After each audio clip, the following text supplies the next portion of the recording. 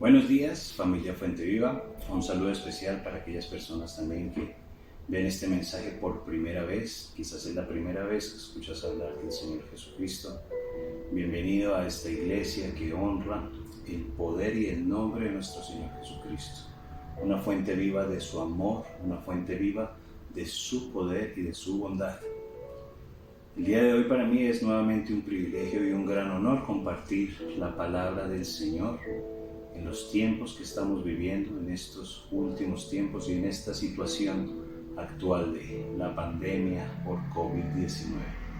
Quiero que me acompañe entonces en una oración para entregar este momento, para pedirle a Dios, nuestro Padre, y al Señor Espíritu Santo que abra nuestro entendimiento, nuestros corazones para la predicación de su palabra y que esta palabra produzca el efecto para el cual el Señor la mandó, que produzca su fruto al 100% en sus vidas y en la mía misma. Padre, te doy muchas gracias, Señor, por cada persona que escucha hoy tu palabra. Abre los ojos de su entendimiento, de mi entendimiento. Abre, Señor, nuestros corazones para recibir tu palabra, para lo cual la enviaste, porque tú envías tu palabra y sanas. Donde está tu palabra, que eres tú mismo, Señor Jesucristo, allí hay libertad. Hay plenitud de gozo y delicias a tu diestra para siempre. Que esta palabra, Señor, sea entendida en nuestros corazones para que haya entendimiento, Señor, para lo cual tú nos llamaste en este tiempo. Entendimiento de propósito, entendimiento de los hechos actuales y entendimiento de los acontecimientos futuros. Abre nuestro corazón, Señor, que quede sembrada esta palabra en el nombre de tu Hijo amado, el Señor Jesucristo, mi Señor y nuestro Salvador. Amén. Bien, hermanos, en esta época de pandemia por el COVID-19, han escuchado ustedes los mensajes seriados que ha hecho nuestro pastor Horacio. Hemos visto predicaciones donde hablamos, donde vemos la mano poderosa del Señor y donde se revela qué hay detrás de todo esto, sin darle mayor trascendencia a la obra del enemigo, a tanta mortandad o quizás a tan exagerada publicidad y a tan exagerada magnitud en el reportaje de las muertes, complicaciones. Pienso que ya muchas personas estamos cansados y personalmente prefiero ya ni escuchar, no negando la realidad, pero no llenando mi corazón de duda, de incertidumbre o de temor. Estamos escuchando nuevos términos como la nueva normalidad. Estamos hablando y viviendo tiempos de crisis mundiales donde se han redefinido prioridades a nivel global, a nivel mundial. Hemos visto cómo las potencias, las grandes potencias, finalmente han sido de las más afectadas en cuanto a mortalidad, en cuanto al desarrollo de sus planeamientos, sus sistemas de salud. Hemos visto cómo los pilares de la economía mundial han pasado a un segundo plano. Pero quizás lo más importante es el redefinimiento nuevamente de esa prioridad, de las prioridades en la vida. No hace mucho, recordemos cómo era nuestra vida hace 5 meses, antes de estar en un confinamiento obligatorio, en un aislamiento social inteligente o no tan inteligente. Recordemos cuáles eran nuestras prioridades. Quizás estábamos sumidos en nuestros trabajos, en los sueños, buscando enriquecernos, buscando tener fama, buscando tener reconocimiento, qué sé yo. Cada uno de nosotros sabe en qué se desempeñaba y en qué se desenvolvían nuestros intereses y qué orden teníamos, cuando el orden debe ser instaurado por Dios. La primera petición que hace el Señor Jesucristo cuando nos enseña en el Padre Nuestro, Él nos enseña a pedirle al Señor que venga su reino sobre nuestras vidas. Es la primera petición. El reinado significa el gobierno de Dios en nuestras vidas, significa el seguir sus enseñanzas, escuchar y hacer su palabra. Y es la primera petición que nos hace énfasis el Señor Jesucristo cuando nos enseña a orar. Reconocemos a un Padre que es nuestro, que está en los cielos, cuyo nombre es santificado, pero le pedimos reina sobre nuestras vidas. si hace 5 meses o si en este momento. El Señor Jesús no es el Rey de nuestras vidas. El mensaje del día de hoy nos reta, me reta a que el Señor sea el número uno, a que el Señor sea el que está entronado, sentado en el trono de mi corazón, que sea la prioridad máxima, el conocimiento y el cumplimiento de su propósito particular en mi vida. Vamos a ver entonces en el capítulo 3 del libro de los Hechos de los Apóstoles, desde el versículo 1 hasta el 10. Leamos esta porción en el nombre del Señor Jesucristo. Pedro y Juan subían juntos al templo a la hora novena, la hora de la oración. Y era traído un hombre cojo de nacimiento, a quien ponían cada día a la puerta del templo, que se llama La Hermosa, para que pidiese limosna de los que entraban en el templo. Cuando vio a Pedro y a Juan que iban a entrar en el templo, les rogaba que les diese limosna. Pedro, con Juan, fijando en él los ojos, le dijo: míranos. Entonces él les estuvo atento, esperando recibir de ellos algo. Mas Pedro dijo: no tengo plata ni oro, pero lo que tengo te doy. En el nombre de Jesucristo de Nazaret, levántate y anda. Y tomándole por la mano derecha le levantó, y al momento se le afirmaron los pies y los tobillos. Y saltando se puso en pie y anduvo, y entró con ellos en el templo, andando y saltando y alabando a Dios.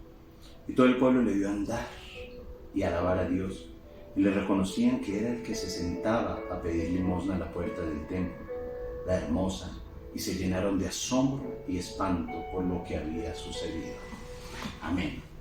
Es un pasaje muy conocido en este libro que se denomina Hechos de los Apóstoles, que muchos autores también dicen que debería denominarse Hechos del Espíritu Santo. Este hombre vamos a analizarlo desde el punto de vista personal, pero también vamos a hacer una extrapolación a lo que está viviendo y al papel y a la experiencia actual de la iglesia de Cristo, la novia del Cordero en la situación actual. Y vamos a ir desglosando parte por parte este capítulo, estos versos que nos enseñan tanto en nuestras vidas y que nos enseñan un nuevo concepto también acerca de lo que estábamos comentando al inicio del mensaje. Dios, digamos, ya en su palabra habla quizás no tanto de reinventarse, sino de renovar, de hacer nuevo algo que viene usualmente haciéndose de la misma manera, pensándose de la misma manera. Es por eso que he denominado también este mensaje reinventarse versus renovarse. El mundo habla de una reinvención, de reinventar. En el argot nuestro colombiano ese término debería entenderse también como el rebuscarse. Mucha gente habla que se está reinventando, haciendo otro tipo de actividades, quizás no su actividad profesional de base, haciendo cosas que quizás nunca se imaginaron hacer, lo cual también es inspirado por el Señor y es un ejemplo también de la pujanza de este pueblo colombiano, de este pueblo en el que Dios nos ha permitido también vivir, nacer y luchar. Si hay mucha corrupción, si hay mucha violencia, la palabra del Señor también dice que donde sobreabunda el pecado, sobreabunda la gracia. Y el amor para con Colombia de parte de Dios es grandísimo. Colombia está llamada a ser uno de los pilares espirituales, una plataforma espiritual. Y aquí saldremos muchos llevando con poder el Evangelio del Señor, con señales, milagros y prodigios en el poder de su Espíritu Santo. Y en este versículo, en este capítulo, en estos versos que el Señor inspira y que nos deja extractar para estos tiempos, podemos ver parte por parte. Miren que este hombre, dice la palabra, que era cojo de nacimiento. A mí me gusta y me encanta leer mucho los milagros ortopédicos del Señor. El Señor hacía muchos milagros de del sistema osteoarticular, en milagros creativos. Quizás este paciente tenía alguna deformidad congénita, puede haber sido un pie equinovaro, conocido como el pie chapín, es decir, una condición que afectaba la estabilidad articular de sus tobillos, cuellos de pie, o quizás agenesias, que no se formaron algunos huesos normalmente, o deformidades congénitas por patologías intrauterinas, qué sé yo. Lo cierto es que el Señor destaca que este hombre nació con eso, congénito, quiere decir que desde su nacimiento el desarrollo de esta persona no fue normal. Normalmente el ser humano tiene un proceso evolutivo de su marcha, donde primero tiene el sostén cefálico, luego se sienta, luego gatea, y más o menos hacia los 12 meses empezamos a hacer los famosos solitos y empezar la bipedestación y la deambulación asistida. Este hombre no pudo hacer eso, y eso condiciona también una debilidad de toda su parte muscular del tejido conectivo. Eso lo denominamos en medicina la atrofia. Los músculos se secan, no hay un sostén, no hay un sistema que estabilice la marcha, y eso conlleva un atraso de normalmente casi todos los sistemas. Dios, en su creación tan perfecta del ser humano, hace que todo sea integrado, y digamos la plasticidad neurológica también no se completó en esta persona. Y no hablemos, o hablemos mejor también de las implicaciones emocionales. Una persona rechazada, una persona que hoy en día se les dice discapacitados, que antes se les decían lisiados, minusválidos, menos válidos, porque no podían valerse, digamos, desde ese punto de vista físico. Pero desde un punto de vista también emocional se empiezan a condicionar algunas debilidades, algunas fortalezas mentales en las cuales las personas viven a lo largo de su vida. Dice que este hombre era llevado por otras personas, no especifica qué personas, quizás sus familiares, quizás personas que se lucraban aún económicamente. Pero quiero que vean que hace énfasis que este hombre era colocado a la puerta del templo. Este hombre no iba al templo a orar ni a buscar la presencia del Señor para que le sanase, sabiendo que Jehová, Dios, Rafa, es nuestro sanador. El pueblo judío sabía a lo largo de toda su historia también que es un Dios que sana, es un Dios poderoso para sanar, que se preocupa por la salud de su pueblo. Pero este hombre era colocado allí a la puerta del templo. No traspasaba aquellos linderos donde se encontraba la presencia del Señor, donde él podía buscar, procurar su sanidad, o por lo menos cerrar sus ojos y pedir que Dios fuese propicio para que pudiese él caminar. Y eso nos habla de un beneficio, de una ganancia secundaria. Sabiendo él su condición, buscaba un lucro, buscaba un beneficio, que en este caso la palabra nos habla que es un beneficio económico, pues él se sentaba a pedir limosna, lo que la gente quisiera darle, de pronto de lo que le sobraba. Ese es el concepto de limosna, quizás lo que sobra, no lo que nace del corazón. Y este hombre veía en esto la oportunidad de lucrarse, de sobrevivir, pues su condición física y mental le impedían desarrollar actividades laborales. Esta patología, como digo, pues de nacimiento, el hombre toda su vida viviendo condicionado a un pensamiento, no era solamente incapacitado físicamente, sino aún mentalmente limitado. ¿Cuál era su motivación? ¿Cuál es la motivación hoy en día también de muchas iglesias, de muchos mensajes que se dan supuestamente en el nombre de nuestro Señor Jesucristo? Había un beneficio personal, había sentimientos de autoconmiseración, quizás un mal muy común, el pobrecito yo. Y como vamos a ver ahora más adelante, condiciona 3 aspectos muy importantes y negativos en esa percepción que yo tenga acerca de mí mismo según mi entorno. Quizás fue una situación consentida, en el sentido de aceptación. Así nací, así moriré. Yo soy así, así me he de morir. O hasta el día que yo me muera, escuchamos siempre palabras que deben salir de nuestra boca también. Negando que podemos reinventarnos. en el espíritu no se habla de una reinvención, se habla de una renovación.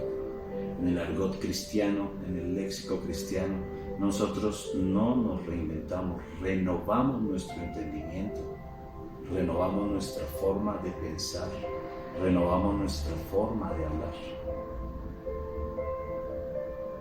Muy bien, estos sentimientos de autoconmiseración eran reforzados también por el entorno. Se sentaba y lo dejaban ahí a la entrada del templo llamado La Hermosa, como lo leímos, y pedía la limosna y vivía de los que iban a buscar al Señor y tenían su recurso económico, y ese era su propósito, ese era su plan de vida. Analizamos esto. Nada trae más desilusión que expectativas erróneas. Repito, nada trae más desilusión que expectativas erróneas. Quizás si este hombre hubiese asistido al templo donde el Señor moraba, donde podíamos ir a buscar al Señor, un templo de paredes físicas. Si su principal motivación era su sanidad o el buscar del Señor o el buscar una razón, el porqué de su existencia así tan comprometida, pero él llegaba hasta la puerta. Esto va a ser muy importante ahora que adelante avancemos en el mensaje. Hasta la puerta, no traspasó el lindero. ¿Bien? Este sentimiento también de autoconmiseración, de la limitación y de las expectativas erradas, lo traigo a colación porque resulta que hay un pensamiento también errado y un mensaje que se predica actualmente, y es, digamos, la comodidad. El llegar al cristianismo, el conocer del Señor Jesucristo no implica ausencia de problemas. La idea que nos venden o hemos escuchado también de algunos mensajes aparentemente basados en la palabra, no significan que el conocer del Señor, que el reconocer al Señor Jesucristo significa una vida color de rosa. De hecho, el mismo Señor nos advirtió, nos animó, nos dijo: en el mundo tendréis aflicción, pero confiad, yo he vencido al mundo. Y la aflicción puede ser momentánea, no es ausencia de conflicto, no es ausencia de problemas. La única diferencia es que no estamos solos, que Él prometió estar con nosotros y acompañarnos, consolarnos, darnos fuerzas y las palabras necesarias, como en este tiempo. Cuando el Señor llama a los apóstoles, si tiene donde anotar, voy a empezar a dar un poco de versículos, de citas que espero mediten después, que mastiquen su palabra, como hacen las vacas, rumien, vuelvan y traigan a su boca y degusten, asimilen mejor ese alimento espiritual. Y leamos la palabra del Señor que tanta revelación trae a nuestras vidas. En Mateo 4:12 vemos que cuando el Señor inicia su ministerio y llama a estos apóstoles, de entrada ya hay una asignación. Venid a mí y os haré pescadores de hombres. A los primeros discípulos hay un llamado a servirle a Él, pero no hay una promesa que todo será color de rosa. No, en mi nombre os apedrearán, os vituperarán, si a mí me persiguieron, a vosotros también. Muchos de los mártires, muchos de los apóstoles murieron crucificados, y para ellos era un honor, porque conocieron al Cristo vivo, al Cristo resucitado, a su Maestro. Es el mismo Cristo que nos habla el día de hoy. De manera que el Señor, una vez que nos llama, nos da una asignación. El mismo Mateo 4:12 vemos cómo el Señor es la luz de este mundo. Vea usted ahí lo que profetizó el profeta Isaías, cuando hablaba de las tierras de Neftalí y de Zabulón, tierras asentadas sobre sombra de muerte. Dice así la palabra: Galilea de los gentiles, al otro lado del Jordán, luz les resplandeció. La luz es el mismo Señor Jesucristo. En Juan 1, en el versículo 5, habla también de esto. Y la luz era Él, la luz de los hombres. Las tinieblas no prevalecieron contra Él. Ni la muerte, ni una tumba, ni un sepulcro pudo retener la gloria, y la luz nos resplandeció. Resplandece el día de hoy Con ese llamado inicial viene una asignación, una tarea y un propósito. Sin embargo, las motivaciones personales y aún las mismas presiones sociales han redefinido esto. Y hoy en día escuchamos evangelios de la prosperidad, por ejemplo, escuchamos el evangelio de la ausencia de los problemas. No necesariamente es un concepto muy peligroso. Ahora, tampoco implica que conocer al Señor Jesucristo vaya a empezar una mayor afluencia de problemas. No, va a ser una diferente actitud. Usted no está solo, yo no estoy solo. Dios también nos dejó a su Espíritu Santo como nuestro amigo, como nuestro compañero, como nuestro consolador. Y vemos más adelante también en los evangelios cómo al Señor Jesús la gente le buscaba también por interés. Anote esta cita Juan 6:26, donde el Señor dice: me buscáis no porque habéis visto las señales y los prodigios, sino porque comisteis del pan y os saciasteis. ¿Cuántos de nosotros no hemos sido también interesados buscando al Señor por lo que Él da, más no por lo que Él es? Esta gente le buscó porque el Señor multiplicaba. Había milagros poderosos, multiplicación de panes, de peces. Bueno, todos conocemos esas historias. Pero la motivación de la gente cuando iba en búsqueda de Él era por la comida, por el sustento, porque Él era la respuesta a una necesidad. En este caso, una necesidad carnal, una necesidad de manutención. Sin embargo, ¿cuántos de nosotros lo buscamos realmente por tener esa intimidad? No olvidemos que el hombre fue creado para tener comunión, intimidad con el Señor, para el conocimiento, para que la fragancia del olor de Cristo sea dada por ese conocimiento. Porque el conocer al Señor Jesucristo se nota. Usted empieza a irradiar su luz, usted se vuelve un reflejo. Haz resplandecer sobre la faz, sobre el rostro de tu siervo, tu luz. Y lo leemos en la palabra. Moisés tenía que cubrirlo con un velo y había miedo y espanto porque había una manifestación física de esa unción, de untarse de la presencia del Señor. Cuando usted y yo estamos en comunión se nota, porque de la abundancia del corazón habla de la boca, y el compartirla a las otras personas se hace necesario, se hace una necesidad vital, porque eso es a lo que nos encomendó el Señor, a propagar su palabra y su mensaje, las buenas nuevas de salvación. Estas motivaciones entonces están influenciadas por el mundo. Hablamos del evangelio de la prosperidad, donde realmente se habla lo que la persona quiere escuchar, y a diferencia de lo que se necesita, a diferencia de lo que la persona en realidad requiere. Hoy en día, desgraciadamente, y si ustedes lo han percibido en los mensajes o lo que yo he hablado con mi padre y pastor, la iglesia se ha convertido, no hablo específicamente de la iglesia en Sogamoso, la iglesia Fuente Viva, la iglesia como el cuerpo de Cristo en general a nivel mundial, pero hay una concepción errada y hay un sincretismo, se llama eso, vamos a verlo también en la palabra. Hay una dualidad, hay una mundanalización de la iglesia, hay una contaminación. Por eso el Señor en su palabra también habla del celo.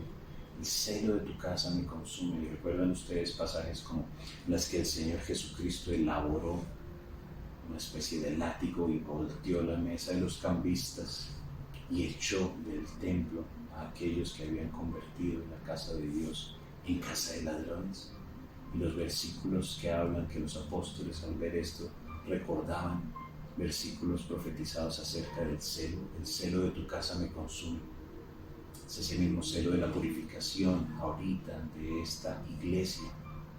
Hermano y querido amigo, desgraciadamente la iglesia ha sido infiltrada por el mundo, y las personas vienen y buscan en las iglesias cristianas, o bueno, hablemos de las otras denominaciones, y se habla quizás de qué le ofrece la iglesia y no qué puedo ofrecer yo. ¿Qué programas hay en esta iglesia? ¿Qué me ofrecen a mi necesidad?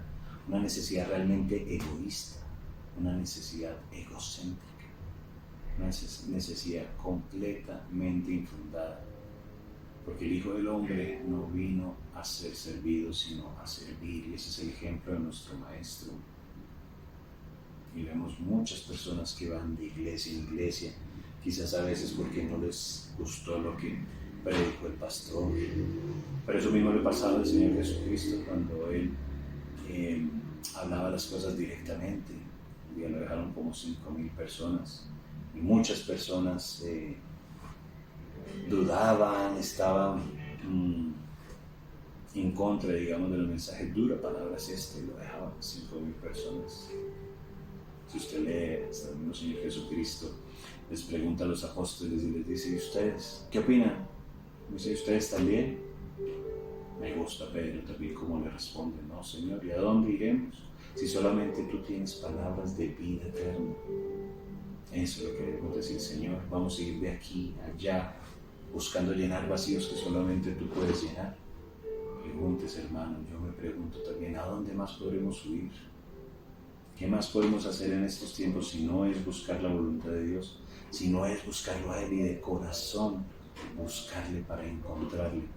Y en su palabra Él ha prometido que aquel al que busca, encuentra. Al que llama, se le abrirá. Hermanos, busquemos al Señor Jesucristo, busquemos a Dios Padre, busquemos la comunión de su Santo Espíritu, y busquemos el propósito que tenemos en este mundo.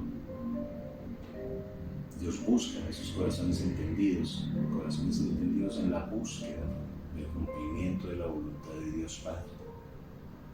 Como les mencioné, entonces estos aspectos, tanto en la iglesia como en este hombre, reflejan 3 aspectos muy relevantes y tal vez peligrosos también en la búsqueda egoísta en los asuntos del Señor.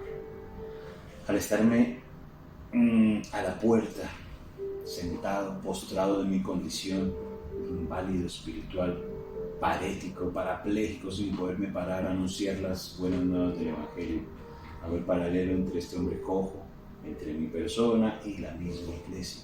Encontramos 3 aspectos. El primero, el egocentrismo. El egocentrismo, que todo gira alrededor a mí, a mi condición, el pobrecito yo, la autoconmiseración que hablamos. Que ese egocentrismo nos robe la posición del Señor, la posición que el Señor debe tener en nuestro corazón. Cuando todo gira en torno a nosotros, nos centramos en nuestros problemas, en las circunstancias, y no vemos más allá. Cuando el Señor nos manda a remontarnos a nuestras alturas como águilas, la águila tiene una visión periférica desde las alturas. En estos días leía también que en ocasiones el cuervo llega y le picotea, y el águila no le para bolas, se remonta hacia la altura, hacia donde la hipoxia, donde ya no hay oxígeno, y el cuerpo cae, porque el águila está diseñada para ir más allá, para desplegar sus alas y tener una visión panorámica. No nos centramos ahorita en una pandemia, no nos sentamos en mortalidad, no nos sentamos a ver noticieros, a escuchar lo que dice el mundo, porque en el mundo estamos y en el mundo hay aflicción y hay mortandad, quizás también magnificada por tanto medio de comunicación, por tantos intereses, teorías conspirativas, harina de otro costal. Pero remontemos como esas águilas y miremos más allá, porque el Señor también revela lo que habrá de venir. El Señor revela a sus siervos y a sus profetas lo que habrá de venir, en el cumplimiento de su palabra, en el cumplimiento de su propósito. El segundo aspecto es un sedentarismo. El sedentarismo nos obliga, nos hace estar en un solo sitio.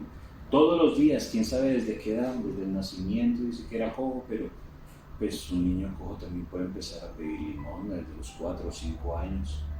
Pero esa era su realidad, iba y solamente de su casa donde dormía a la entrada del templo de la Hermosa a pedir limosna. Quieto ahí, parético, paralítico, espiritual. No tenía una iniciativa, había un consentimiento de su situación. Egocentrismo, sedentarismo.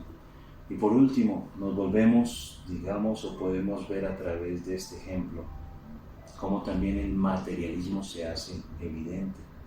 La retribución, de acuerdo a la condición que tenía este hombre, era económica.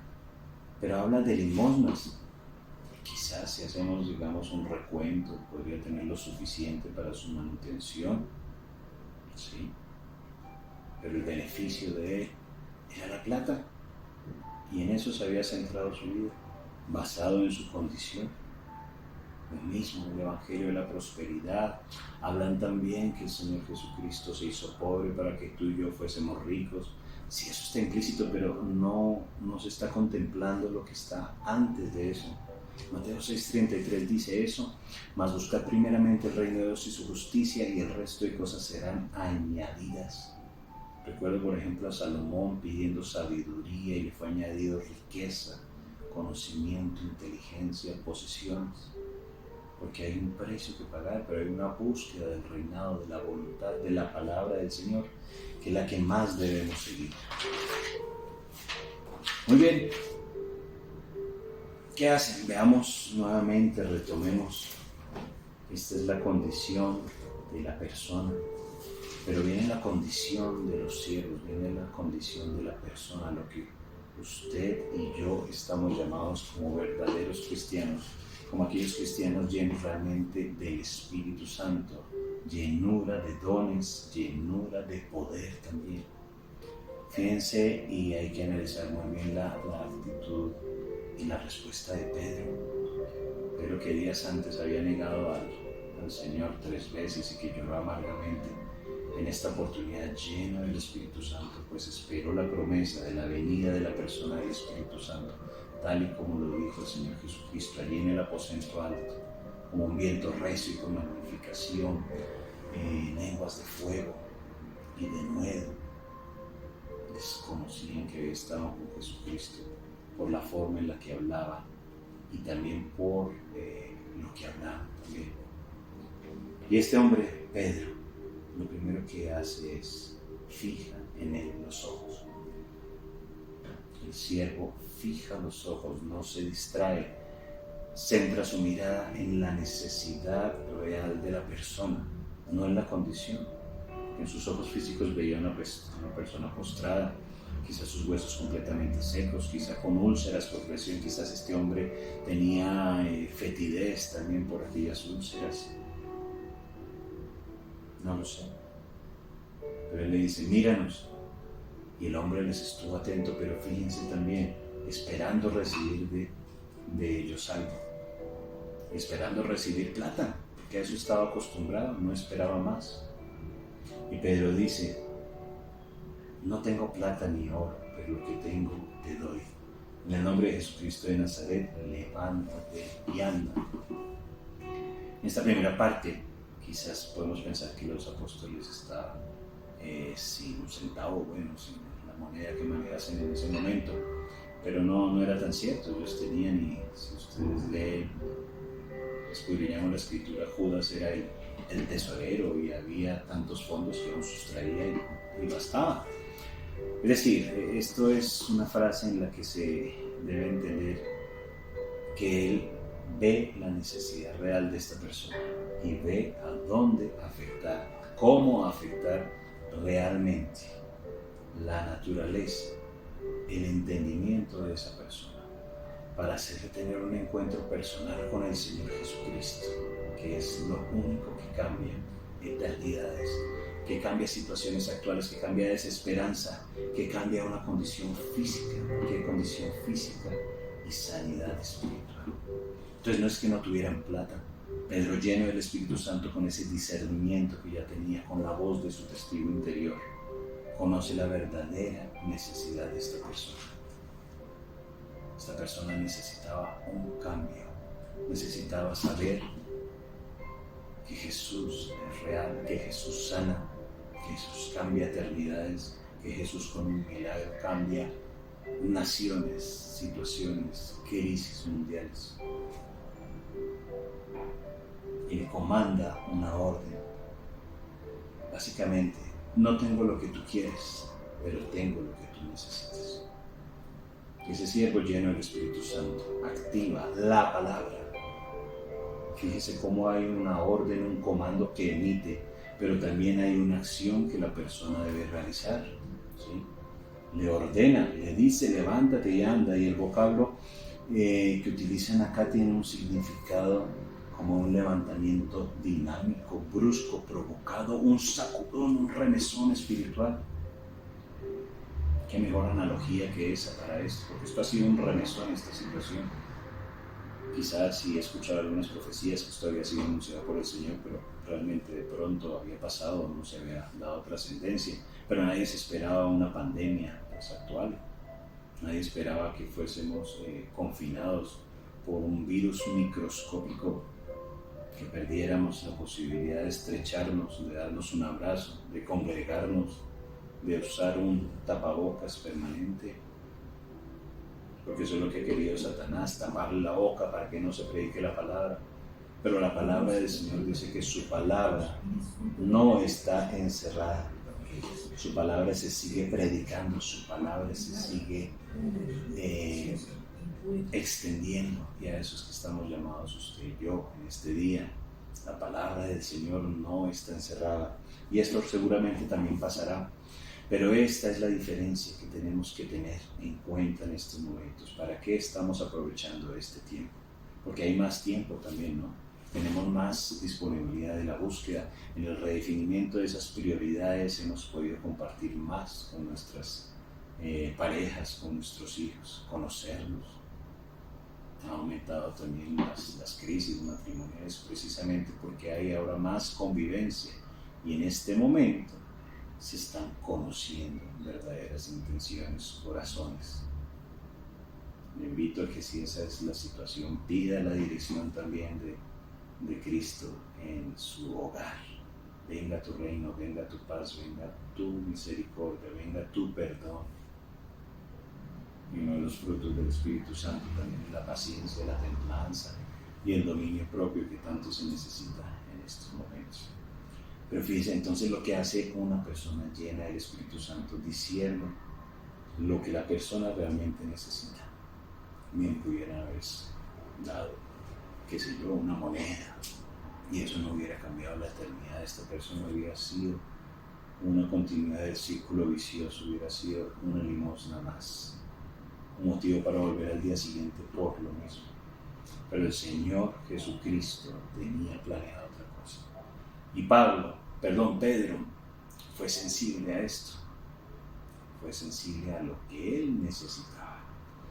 Entonces da la orden, pero viene una parte activa. Y quiero que se fijen también que él lo soporta, lo toma por la mano derecha. Y es en el momento que lo toma que viene el milagro. El milagro creativo donde habla que se le afirmaron los pies y tobillos. Eso me hace pensar que era una deformidad articular, una articulación tibia astragalina, alguna fusión, alguna deformidad, algún anquilo, sus huesos pegados, torcidos.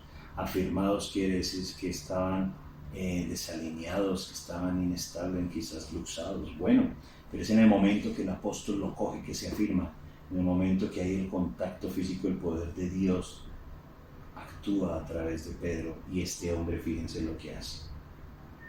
Se afirman los pies, tobillos, y saltan, se pone de pie y anda.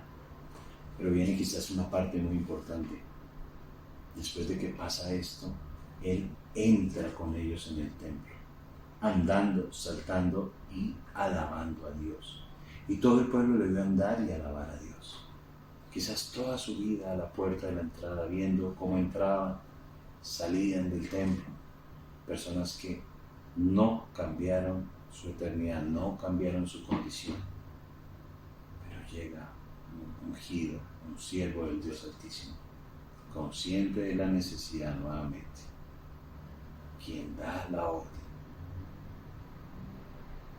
quien afirma con su mano, sostiene, y es el canal del poder.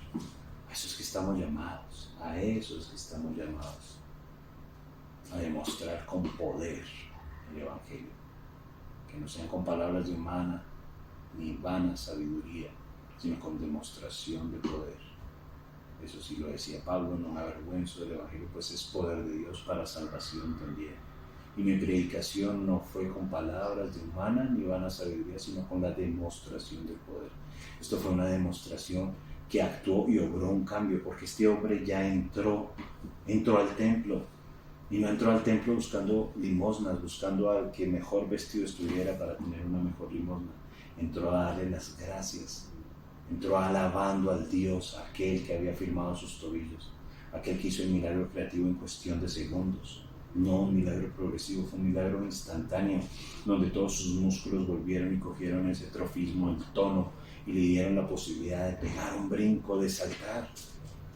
Y yo me imagino que él alababa a gran voz, porque un milagro de estos no era tan común. Y fíjense cómo las personas le reconocían, y todos, dice, todo el pueblo en el versículo 9, le vio andar y alabar a Dios, y le reconocían que era él el que se sentaba a pedir limosna a la puerta del templo de la Hermosa. Y viene algo muy importante, porque cuando el poder de Dios se manifiesta, viene la diferencia entre aquel que tiene comunión y reconoce la obra de su Padre y la obra del Espíritu Santo, y de aquellas personas que muchos en el mundo necesitan ver de ese poder de Dios. Y va a venir sobre ellos asombro y espanto sobre lo que había sucedido. Porque ya no es una predicación, no es una fábula, no es contar una historia, es ver con los ojos el poder de Dios en acción. Por eso el Señor hoy también nos dice y le dice a su iglesia: levántate y anda, que yo estoy contigo. Todos los días prometí estar contigo, y estas señales seguirán a los que en mí creen. En mi nombre impondrán las manos sobre los enfermos y estos sanarán. En mi nombre echarán fuera demonios. Harán grandes señales, milagros, prodigios, cosas mayores, aún porque Él va al Padre y porque el Espíritu Santo está con nosotros intercediendo. Es por eso que este mensaje espero que haga arder sus corazones, que los desafíe, porque hay algo más.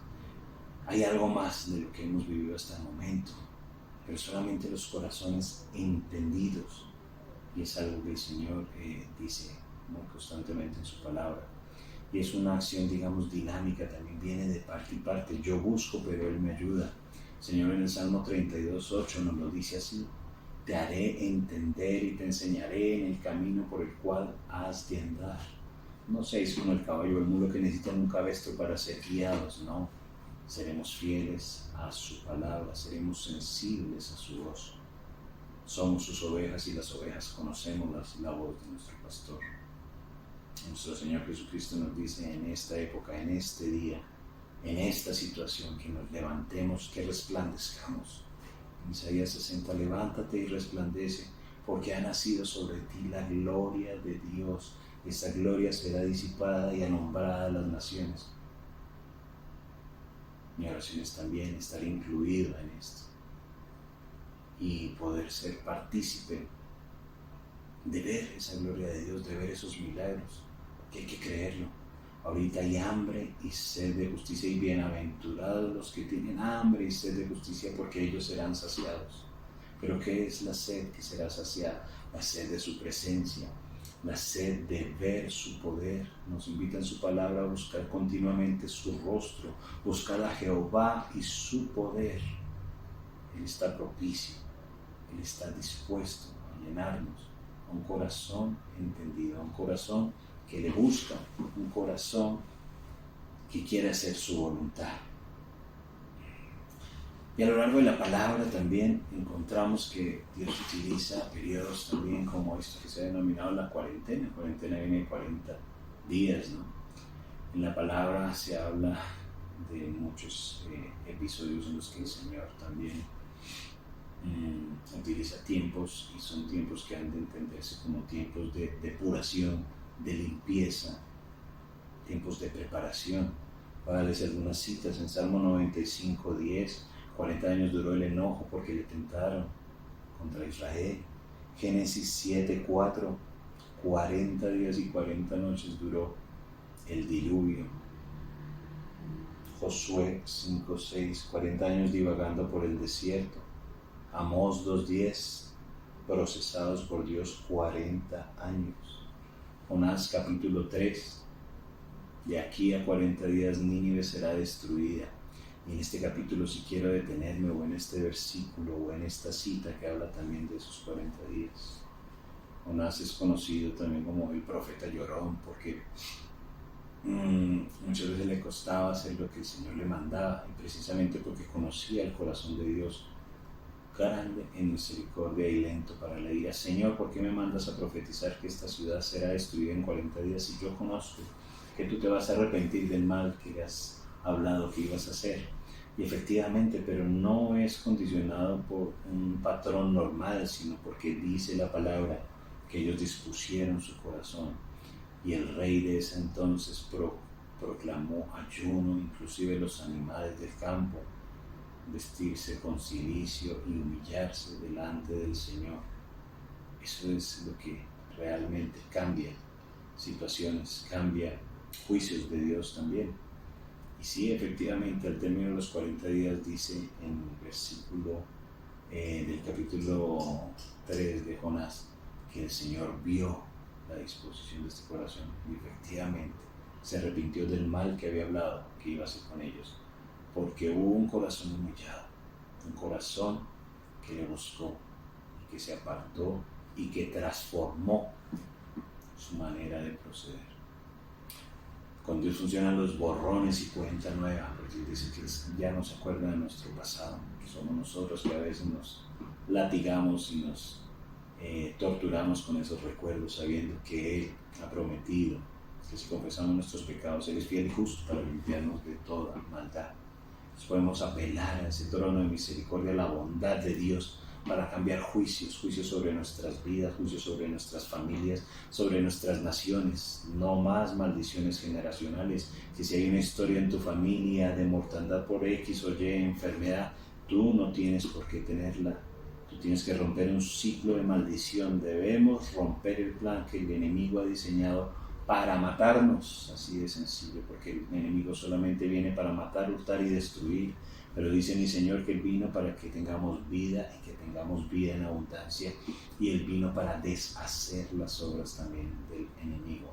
Y esa es la fe que proclamamos, creyéndola que el Señor Jesucristo efectivamente resucitó entre los muertos y que está sentado actualmente a la diestra de Dios Padre. Y como dice Efesios también, allí nos tiene sentados con Él en lugares celestiales, y juntamente con Él podemos reinar en esta vida, esperando que el Señor ponga al estrado de sus pies a sus enemigos, donde usted y yo, si tenemos un corazón entendido, seremos también partícipes de esa boda del Cordero, donde podremos también poner por estrado de los pies de nuestro Señor a sus enemigos, predicando con poder su palabra. Después también de los 40 días en los que Noé estuvo en el arca, dice la palabra del Señor que ellos llegaron al monte Ararat, y aquí hay revelación porque el monte Ararat, el significado es de santidad, de tierra santa. El monte Ararat es donde se posa después de esos 40 días el arca y se desciende. Tierra santa es esa donde se desciende después del periodo de purificación, después de un periodo de santificación. Llegamos a la tierra de santidad, donde hay devoción y consagración. A eso es lo que nos quiere llevar el Señor. No sé si estos 40 días, pues ya han pasado más de 40 días, pero esta llamada cuarentena nos lleve a un sitio de santidad, un sitio de mayor revelación. Quizás en nuestra oración hay más, Señor, llévame allá, más allá de donde el sacerdote canta, Señor, donde tú estás, donde está tu presencia, y el Señor nos dio acceso. Dice la palabra también en Hebreos que cuando su carne fue rasgada se limpió también ese velo, y el Espíritu Santo fue dado a nosotros en este tiempo. Lleguémonos pues confiadamente ante el trono de la gracia para hallar oportuno socorro, para preguntarle al Señor por lo que ha de venir, para dejar allí también en sus pies toda ansiedad, todo temor, lo que hemos venido hablando, y poner nuestra confianza enteramente en Él. Dice por ejemplo también en Primera de Reyes 18:6, tenemos la experiencia de Elías y el profeta uno de los profetas mayores. Esta porción de la Biblia también habla de la demostración del poder de Dios, pero quizás aquí es donde viene el sincretismo de lo cual habíamos hablado. En esta porción de la Biblia, en Primera de Reyes capítulo 18, en los versos 20 y 21, encontramos que el pueblo de Dios puede claudicar. Las personas pueden claudicar entre dos pensamientos. Porque él llama a los profetas de Baal y a los que se sentaban en la mesa con Jezabel, a los profetas de Acera también, y los desafía, 400 profetas de Baal y solamente él en el Monte Carmelo. Pero habla: ¿hasta cuándo estaréis claudicando entre estos dos pensamientos? Esto nos habla de un adulterio espiritual. Y Dios dice que no podemos también servir a dos señores, porque ahí estará dividido nuestro corazón. Danos, Señor, un espíritu entendido para no tener una dualidad, para no tener dos señores. El Señor también en Efesios 4 y 18 habla que Él es quien alumbra los ojos de nuestro entendimiento, de modo que busquemos a Dios, que tengamos el espíritu entendido. Primera de Crónicas 12:32 habla de los entendidos de Isaacar en el momento en que el rey David iba a subir al trono. De cada tribu fueron enviados algunas personas para ayudar militarmente, estratégicamente a esa ascensión de David al trono de Dios. Y dice la palabra que de esta tribu fueron escogidos 200 príncipes entendidos en los tiempos y cuyo consejo era seguido por casi todos los hermanos. Entendidos en los tiempos, sabían el contexto de la época que estaban viviendo, no se preguntaban por qué, sabían el para qué, sabían que eran escogidos, tenían un espíritu también de revelación. Seamos entendidos en este tiempo, busquemos la dirección, la voluntad y la llenura del Espíritu Santo, y que de la mano suya y de la mano mía podamos coger muchas manos y comandar la orden preciosa del Señor para levantarlos y hacerlos andar. Fíjense ya, para terminar este mensaje, ¿dónde inicia el verdadero cambio? El cambio que cambió la eternidad de esa persona y que aún trastornó y cambió la percepción de un pueblo entero. Inicia en la sensibilidad de Pedro, al no darle una moneda, sino al darle lo que tenía adentro, el poder del Espíritu Santo, y en el nombre del Señor Jesucristo fueron afirmados los tobillos, y este hombre andó, saltó, alabó, y pasó de estar toda su vida en la puerta, pasó a estar en la presencia del Señor. Tremendo, ¿no? Cuando el apóstol, en vez de dar gusto a la necesidad del hombre, ministró el poder de Dios. En donde viene el afirmamiento de los tobillos, viene la afirmación de las bases, de los cimientos. Por eso es que necesitamos estar muy pegados y conocedores de la palabra del Señor para no ser llevados por falsas doctrinas, porque en estos últimos tiempos también habrá falsos profetas, falsas ideologías, y el amor de muchos, dice también la palabra, que se enfriará. Esta persona saltó, se paró, andó, por fin entró al templo alabando a su Dios. Viene el cambio personal, la persona que se quejaba y que se centraba en su condición que veía todos los días, quizás su olor, como les mencionaba, se desentiende de todo esto y ya va a alabar a Dios realmente. Se libera de ese yugo. Todo el pueblo le ve andar, alabar, y hay un reconocimiento que produce asombro y espanto, pero produce un cambio genuino en la búsqueda. Salmo 51:10. David pide al Señor: renueva un espíritu recto dentro de mí. En Efesios 4:23 hablamos de la renovación del espíritu de vuestra mente. Hay una oración que es efectiva y es una oración eficaz. Cuando usted pide que todo esto que el mundo trata de meter en su interior, temor, desesperanza, ansiedad, insomnio, afán por la vida.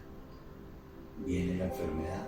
Cuando permitimos que eso avance en nosotros, viene el desasosiego, viene la depresión, la ruina, la minusvalía, la ideación de muerte. Es increíble ver cómo hay ahorita tanto índice de suicidio y la población psiquiátrica ha aumentado también precisamente. Pues Satanás sabe que le queda poco tiempo y ha descendido con furia a llevarse muchas personas. Pero Dios tiene su plan y Dios permite esta situación. Dios no es el autor de esta situación, pero la permite con un propósito también. Que su iglesia, que usted y yo nos levantemos en su poder. Dame un espíritu, Señor, entendido que te busque, que busque tu rostro, que busque la propagación de tu mensaje con poder. Y para finalizar, recuerde muy bien esta cita, 1 Corintios 2:16. ¿Quién entenderá la mente de Dios? Nosotros tenemos la mente de Cristo. Medite en esta palabra y hagamos la vida. Yo tengo la mente de Cristo.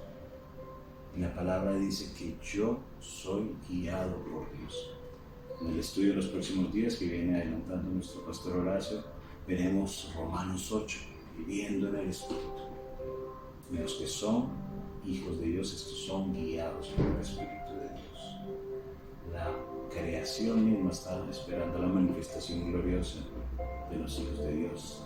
Vemos también como en el tema ecológico, por ejemplo, la creación durante este tiempo ha tomado un respiro, pero está esperando la manifestación gloriosa de los hijos de Dios, no con un aislamiento social obligatorio, inteligente, no tan inteligente como sea, sino con la manifestación de su poder, de un poder genuino que produzca en la gente que no lo conoce, que no ha escuchado hablar de él, asombro y espanto, porque el Señor vivo está. Porque el Señor no quedó muerto en una cruz, porque Él vive y vive para siempre. Y la palabra dice que Jesucristo es el mismo ayer, hoy y siempre. Padre bueno, que esta palabra, Señor, produzca fruto, Señor, que desafíe nuestras vidas en la búsqueda de tu poder, de tu rostro. Haznos partícipes en esta generación de un cambio eficaz, rotundo, Señor, que afecte a nuestro entorno, iniciando por nuestras familias, por nuestra vida. Que lo que hacíamos mal antes, Señor, ahora lo hagamos bien, guiados por ti. Que entendamos que hay un plan también para destruir nuestras vidas, pero que tú viniste a darnos una vida en abundancia.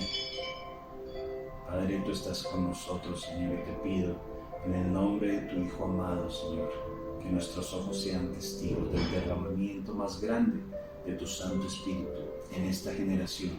Permítenos no ser solamente espectadores, sino los principales actores en el derramamiento. Pon tu palabra en nuestra boca, Señor. Ayúdanos a predicarla, Señor, con denuedo, con señales, con potencia de milagros. Te lo pido en el nombre de nuestro amado Señor Jesucristo. Amén. Hermanos, también quiero rendir un homenaje a mi padre, nuestro pastor Horacio, que está de cumpleaños el día de hoy en un merecido descanso en compañía de mi madre, quien también estuvo de cumpleaños en días pasados. Les invito a ver algunas imágenes. Por favor, oren por ellos, como dice la palabra, oremos por nuestros pastores. Y yo doy gracias a Dios por los padres, los líderes espirituales que ha puesto en mi vida, por el legado, porque todo lo que sé, lo que he aprendido, lo debo en parte a ellos. A ti, Padre, por ser el reflejo también del Señor, de un buen Padre, amoroso, proveedor, sabio y el mejor ejemplo que me has dado en la búsqueda de Dios. Y a ti, Madre, sierva amada, ungida, escogida. Dios te ha prolongado vida para vida en abundancia y para privilegio de todos los que te conocemos. Iglesia, un abrazo, una bendición y espero tener noticias de ustedes muy pronto.